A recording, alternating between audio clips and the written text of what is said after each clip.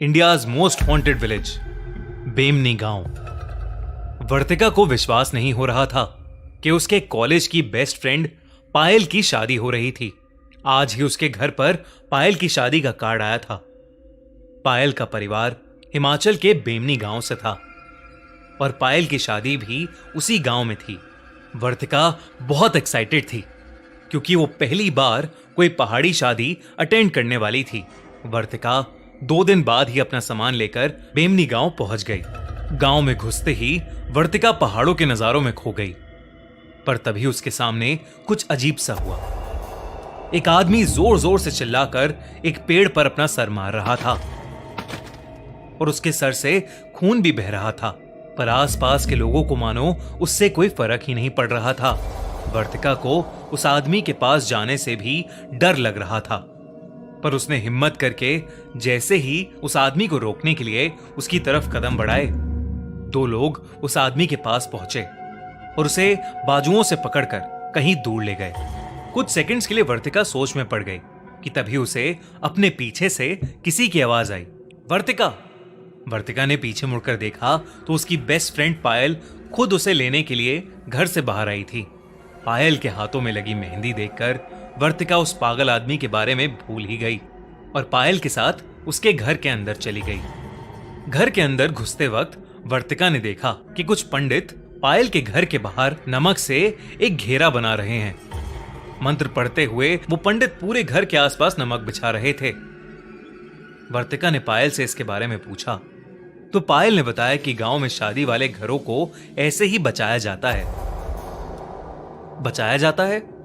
ये सुनकर वर्तिका के मन में और नए सवाल आ गए थे। वो अपने सवाल पूछ पाती कि उससे पहले ही घर की बाकी औरतें उन दोनों को खींचकर तैयार होने के लिए ले गईं। कुछ ही घंटों में पायल और वर्तिका भी तैयार हो गईं और सभी लोग शादी के लिए निकल गए। मंडप में बैठे दुल्हा दुल्हन और उनके परिवार के लोग शादी की रस्में कर रहे थे। उसी रस्म के बीच पंडित ने पायल को मंडप में जल रही आग में घी डालने को कहा, लेकिन तभी पायल मंडप में बैठे बैठे अचानक से अपने सर को बाईं और दाईं तरफ हिलाने लगी। पंडित के दोबारा कहने पर पायल ने सीधा पूरा घी का डब्बा उठाया और उस आग के अंदर फेंक दिया। आग बहुत ज्यादा भड़क गई और पंडित का एक हाथ आग से जलने लगा।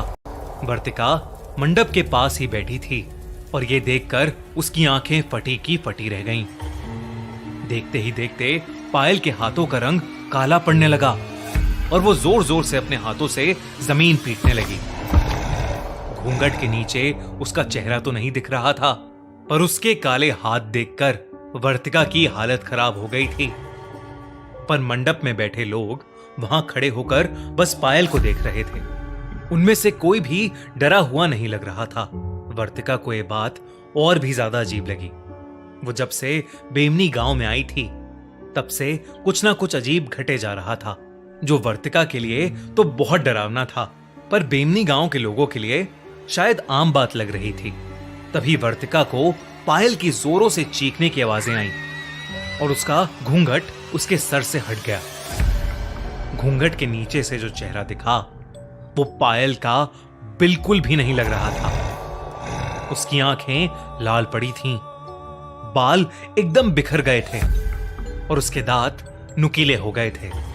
वो एक पागल जानवर की तरह आवाजें निकाल रही थी। पायल का बड़ा भाई तेजी से मंडप से निकला और कहीं बाहर चला गया। वहां पर बैठे लोग अब भी बस शांति से पायल को देख रहे थे। वर्तिका से अपनी दोस्त की हालत देखी नहीं जा रही थी और वो हिम्मत करके उसके पास जाने लगी कि तभी पायल की मम्मी ने वर्तिका को रोक लिया और उससे कहा कि पायल बिल्कुल ठीक हो जाएगी। बड़े पंडित जी बस आते ही होंगे। लेकिन देखते ही देखते पायल की हालत और खराब होने लगी थी। उसने अपने हाथों से अपने ही बालों को खींचना शुरू कर दिया और वो किसी अनजान भाषा में कुछ बड़बड़ाने लगी। वर्तिका की नजरें पायल से नहीं हट रही थीं। पायल का यह रूप देखकर वर्तिका कांप गई थी।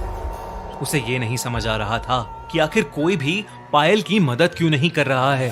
उसने जोर लगाकर पायल की मम्मी से खुद को छुड़ाया और पायल के करीब चली गई। वर्तिका ने पायल से बात करने की कोशिश की और पायल थोड़ी शांत हो गई। पायल के शांत होते ही वर्तिका जैसे ही उसके करीब गई, पायल ने दोनों हाथों से वर्तिका के गले को पकड़ लिया और जोर से उसका गला दबाने लगी। उसी समय पीछे से किसी के कुछ मंत्र बोलने की आवाजें आईं और किसी ने पायल के ऊपर जल छिड़क दिया और पायल बेहोश हो गई। उसी के साथ वर्तिका भी बेहोश हो गई। जब वर्तिका की आंख खुली तो वो एक बेड पर सो रही थी। वो पायल के घर में थी। वो उठकर पूरे घर में देखने लगी, लेकिन पायल घर में थी ही नहीं। उसने पायल को आवाजें लगाना शुरू किया, पर उसे वो कहीं नहीं दिखी। तभी पायल की मम्मी वहां आ गईं और उन्होंने वर्तिका को कुर्सी पर बिठाकर उसे बताया कि कल रात पायल की शादी हो गई और वो अपने ससुराल जा चुकी है। उन्होंने वर्तिका से कहा कि कल रात जो कुछ भी हुआ था वो बेमनी गांव में होने वाली एक आम घटना थी। उन्होंने बताया कि बेमनी गांव पर कई सैकड़ों साल पुराना एक श्राप है। यहां पर प्रेत आत्माएं लोगों पर काबू पा लेती हैं। वैसे तो मंडप के बाहर भी सुरक्षा कवच बनाया गया था, पर किसी ने उस कवच को मिटा दिया था। इसलिए पायल पर एक बुरी आत्मा हावी हो गई थी। ये सब कुछ सुनकर वर्तिका को विश्वास नहीं हो रहा था। उसने पायल को फोन किया तो पायल बिल्कुल सही सलामत अपने नए घर में थी। वर्तिका उसी दिन बेमनी गांव छोड़कर अपने घर वापस चली गई। उस गांव और उस शादी को शायद वर्तिका कभी नहीं भूल पाएगी। क्या बेमनी सच में शापित है या ये सब सिर्फ कहानियां हैं? आपको क्या लगता है? हमें कमेंट्स में जरूर बताइए।